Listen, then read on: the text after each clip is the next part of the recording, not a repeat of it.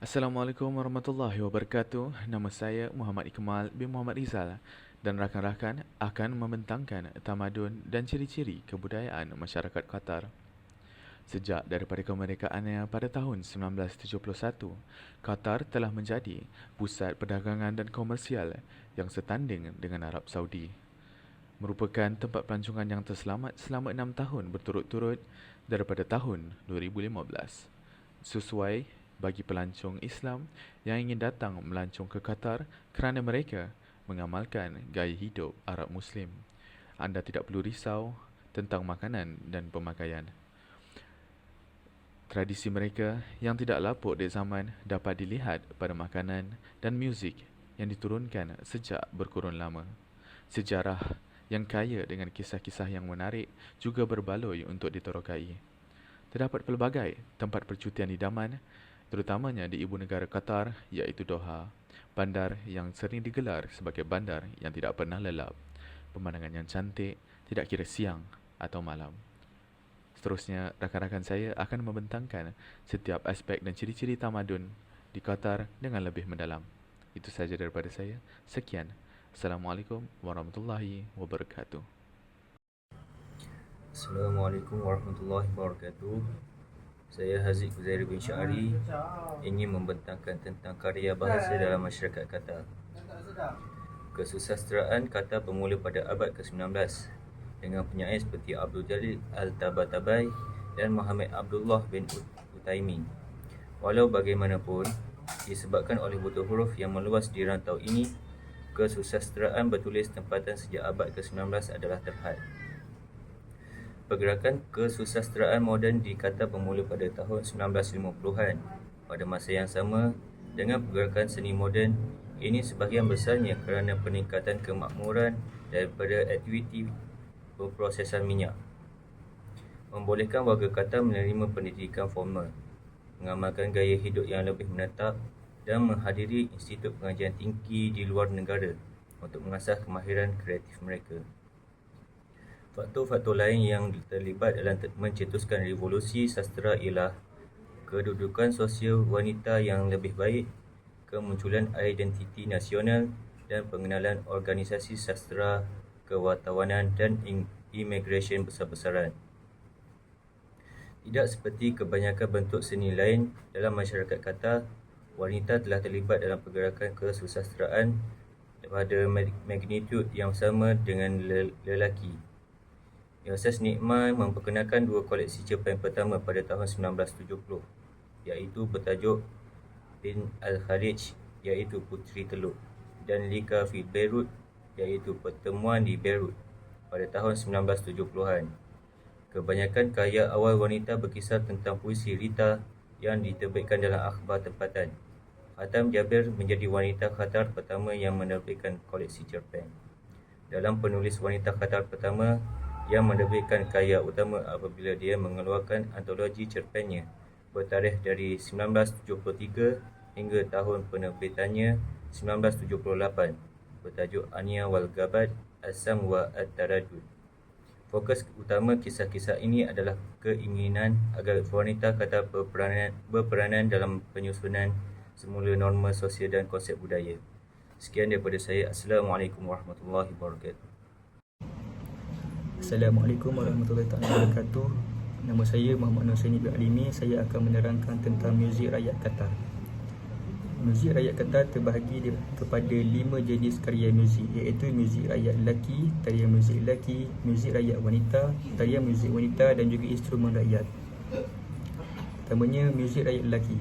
Muzik yang berkaitan dengan laut adalah jenis muzik rakyat yang paling berulang, terutamanya lagu yang berkaitan dengan memburu mutiara.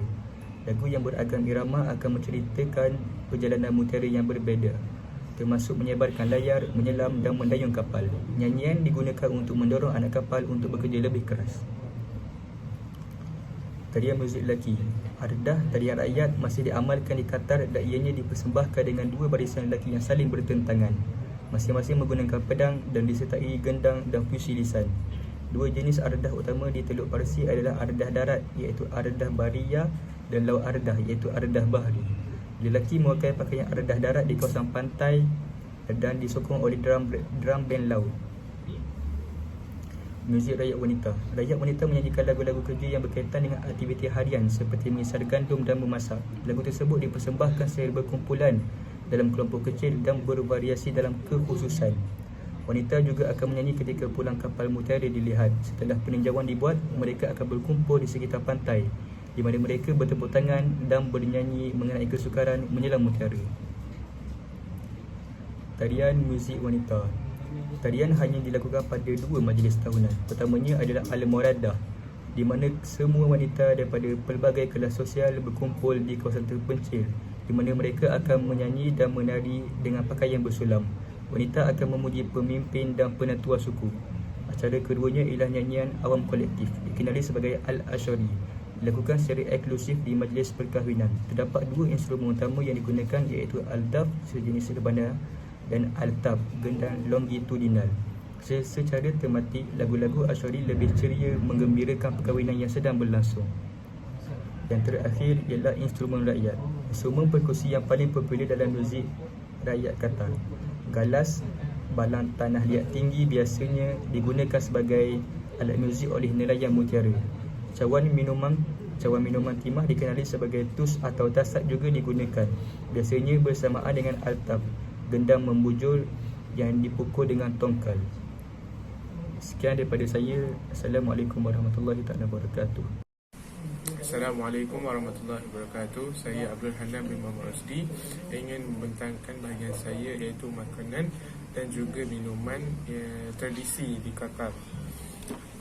First sekali, terdapat 5 jenis makanan dan juga minuman. Yang pertama, makbus, iaitu kapsa. Yang kedua, masrubah. Yang ketiga, tarid. Yang keempat, haris. Dan yang kelima, balalid. First sekali, iaitu makbus atau kita panggil kapsa. Makbus itu nasi yang dimasak dengan rempah Arab, dihidangkan bersama ayam, kambing atau ikan. Makbus dihidangkan dengan kambing semasa perayaan besar dan sebarang jenis perhimpunan untuk menunjukkan kemurahan hati. Yang kedua pula, masrubah, nasi yang dipukul dengan buah pelaga, susu, mentega dan sebarang pilihan daging sehingga berubah menjadi bubur. Yang ketiga pula, iaitu tarid, roti yang direndam dalam sayur-sayuran, rempah ratus dan rebusan ayam atau kambing.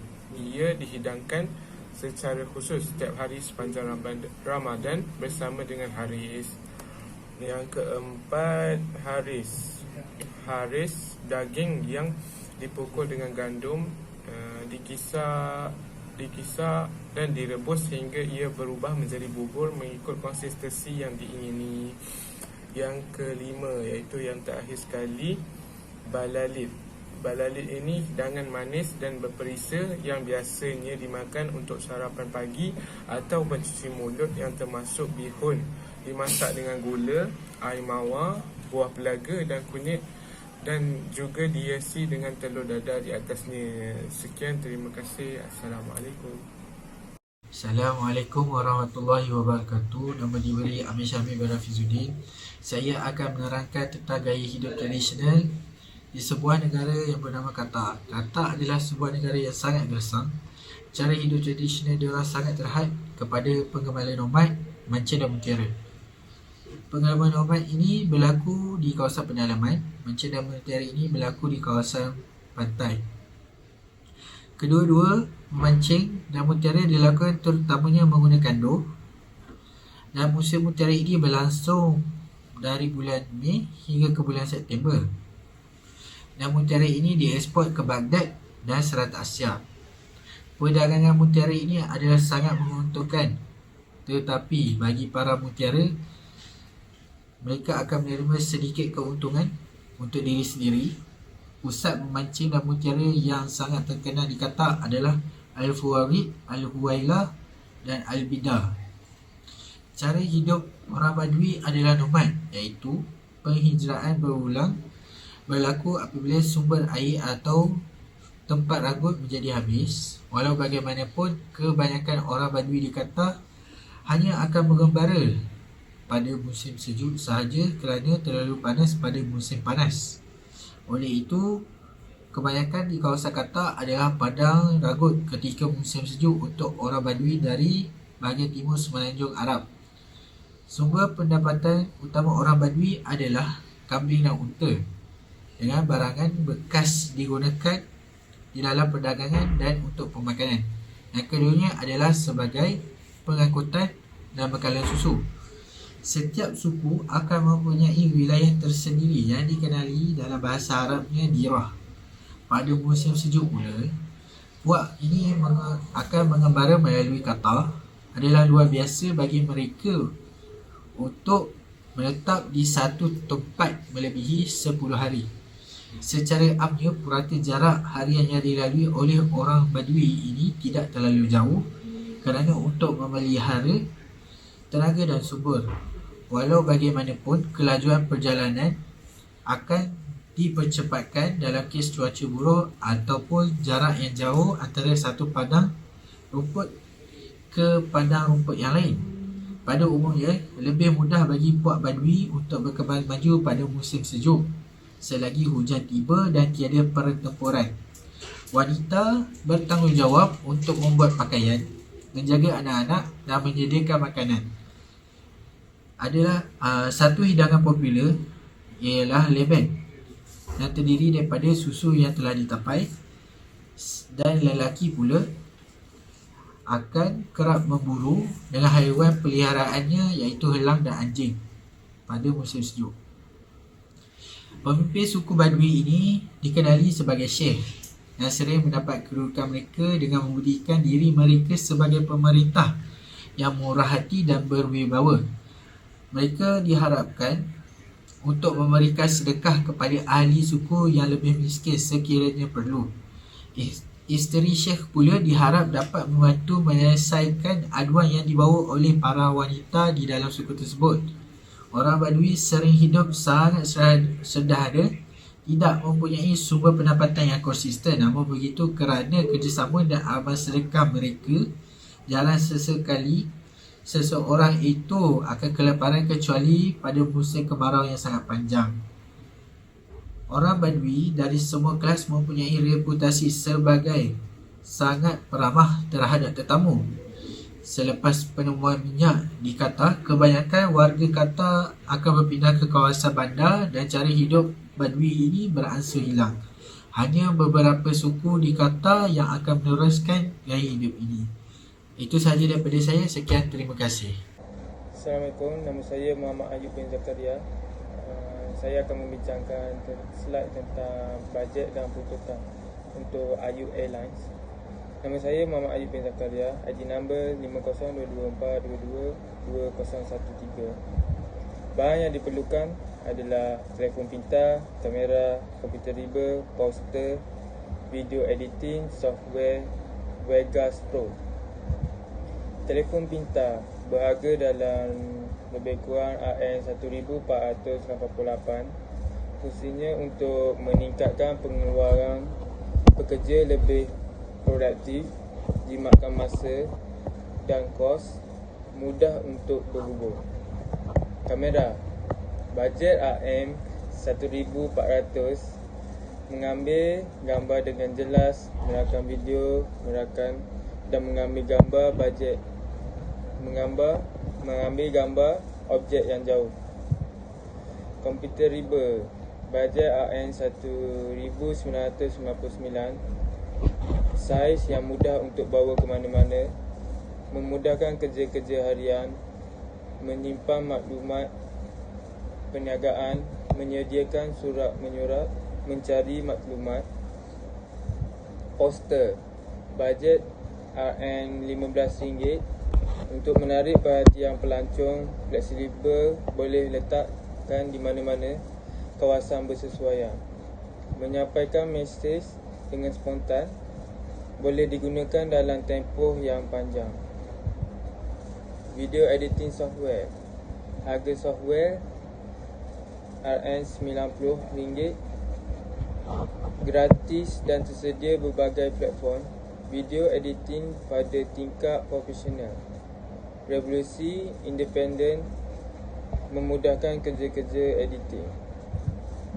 Total keseluruhan bajet ini, telefon pintar, komputer riba, kamera, poster dan software berjumlah RM4,992. Terima kasih.